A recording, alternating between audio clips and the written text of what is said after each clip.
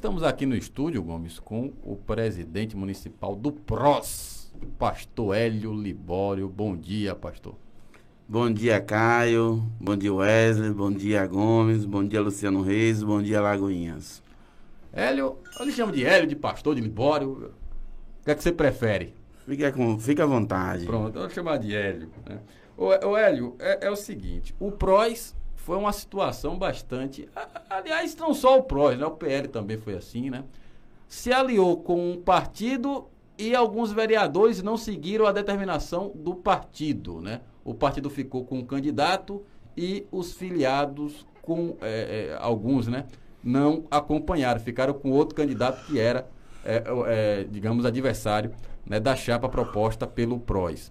Eu lhe pergunto, afinal, o PROS, né, hoje está do lado de quem? Do Joaquim Neto ou do Paulo César, do Paulo Aze? Vamos lá. Caio, veja só. A gente nunca se tem, pelo menos nessas duas experiências, 2016 e agora 2020, na frente de um partido, eu nunca coloquei como algo ditatorial a questão da livre escolha do candidato.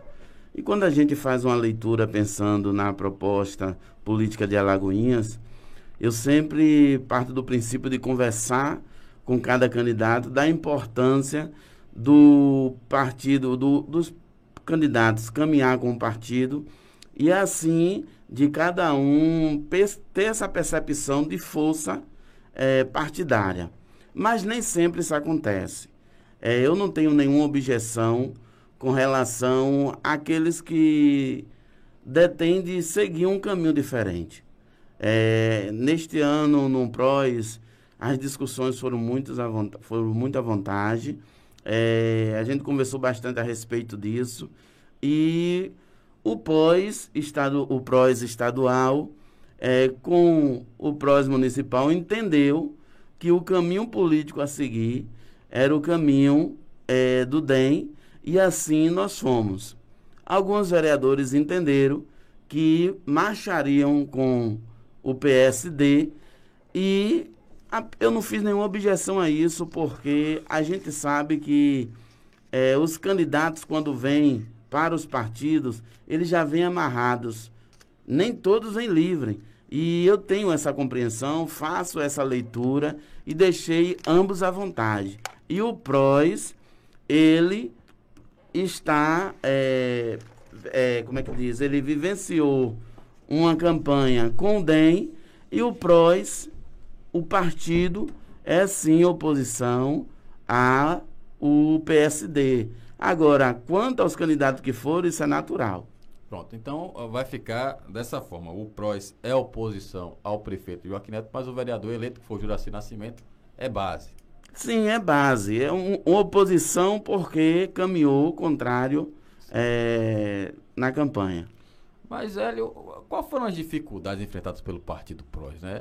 O PROS não conseguiu os 26 nomes, né, para disputa. Isso. Né, numa eleição bastante disputada, com vários partidos, muito compostos, né, já completos, né? E muitos completos, inclusive, também não elegeram vereador. Vocês foram 19, né? 18 candidatos conseguiram eleger um vereador, pelo menos. Como é que foi essa experiência de tentar, né, formar um partido, né, para poder disputar as eleições com esse novo sistema eleitoral?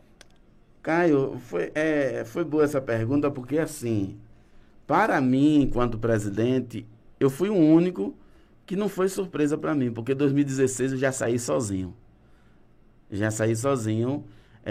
Sem coligação, e com 15 candidatos. A questão não é o quantitativo. A questão é você buscar uma percepção da implicação política de cada candidato e assim conversar com ambos e colocar o time aí na rua. Eu parto muito dessa premissa, de conversar com os pré-candidatos antes, qual é a sua implicação, a sua vontade, o porquê quer vir para o PROS, o porquê quer ser candidato a vereador. E assim a gente vai se baseando, fazendo as releituras, para que assim o partido ele consiga galgar o objetivo final. Nessa agora, eu não tive nenhuma dificuldade com relação a esse quantitativo também, porque a princípio nós tínhamos 25 nomes. todo dentro dessa mesma leitura. Porém, alguns aderiram a alguns convites e saíram. Então, o PROS, pensando no coeficiente eleitoral, entendeu que faria 2. E nós não conseguimos fazer o 2 por conta de 160 votos, né? E isso mostra a força final de cada candidato, né? Isso é bem visível, né? De que forma o candidato, os pré-candidatos, ele não conseguiu chegar até o final da forma que começou, e a gente percebe essa queda, assim como a decisão da população. Mas formar aí, o partido, chegar a esse coeficiente, é algo bastante tranquilo e prático dentro da nossa caminhada política. Gomes, pergunta? Pergunta, sim. Ainda bem, cara, que o pastor Hélio enveredou pela área da política, porque senão seria uma ameaça para nós no rádio, ele que gosta do esporte principalmente, e a gente torce, né, e que ele em algum momento se eleja vereador, porque aí nós não correremos risco de ficarmos desempregados. Mas brincadeiras à parte, o próximo, se tivesse tido mais um ou dois candidatos, estaria aí diante da possibilidade de eleger, né, 2 vereadores, o que acaba influenciando, né, no tabuleiro político na cidade, principalmente no relacionamento com o governo. Eu discordo do pastor Hélio, com todo respeito, né, eu discordo, mas respeito a opinião dele, de que quando o partido discute e faz a opção por seguir uma corrente, seguir uma candidatura, os liderados deveriam fazer isso da mesma maneira. Mas me parece que a gente só vai conseguir resolver essa questão a partir do momento em que se tenha uma reforma eleitoral decente no país, porque para mim isso se trata simplesmente daquele quesito fidelidade partidária. Se eu não me dou bem, se o estatuto de determinado partido, as bandeiras e a direção de determinado partido não atende o meu interesse, eu procuro outro partido, mas entendo que não dá para você ter, e é bíblico isso, né? Uma casa dividida, pastor Hélio, não consegue sobreviver, passa por suas dificuldades, mas tudo bem, o senhor exerce de forma democrática, né, a liderança sobre o seu partido, eu respeito, mas discordo completamente. Agora, existe a possibilidade, vez que um dos maiores expoente do seu partido se elegeu bem, foi o que teve o maior número de votos, por conta disso, mesmo marchando na oposição, existe a possibilidade do PROS, que já está lá com o vereador, do PROS estar lá na figura do seu dirigente maior, do seu presidente, já que o vereador poderá fazer essa intermediação, ou de parte do presidente existe essa resistência? Um abraço, Gomes, você é sempre simpático, e o nosso carinho. Veja só, Gomes, a leitura que você faz, ela é correta. Porém, a gente sabe que a gente tem que usar do bom senso em tudo que a gente faz e caminha na vida. E nesse contexto político, então, a gente ser truculento não vai galgar um objetivo final, por conta justamente desse momento que se antecipa uma filiação partidária. Os candidatos, eu ainda não encontrei nenhum que pensa na ideologia partidária do partido. Ambos já vêm com seus compromissos firmados, já vêm com sua torcida pronta.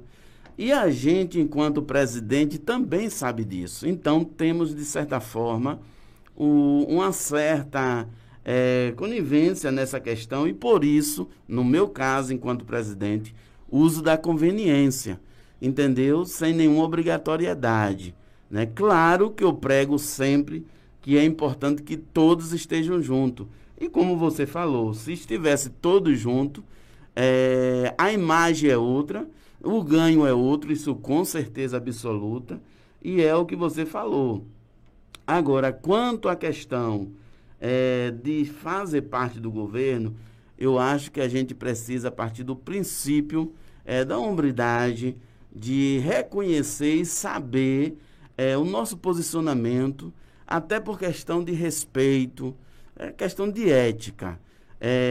Quando eu converso com a presidência estadual e chamo os pré-candidatos e falo politicamente o porquê a gente iria caminhar com o DEM e não com o PSD, isso é politicamente, eu entendo também que fiz uma escolha e a política faz parte disso.